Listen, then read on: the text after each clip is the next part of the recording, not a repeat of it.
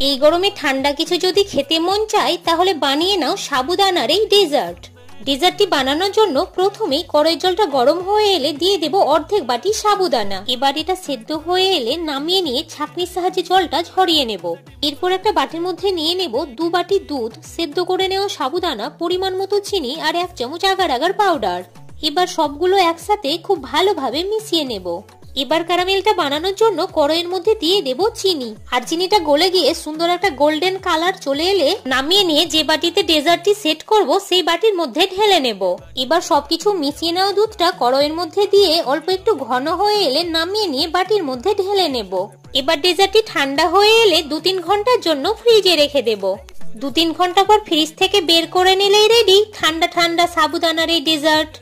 সাবুদানার এই ডেজার্ট যদি একবার বাড়িতে তৈরি করো, ছোট থেকে বড় সকলেরই লাগবে ভালো।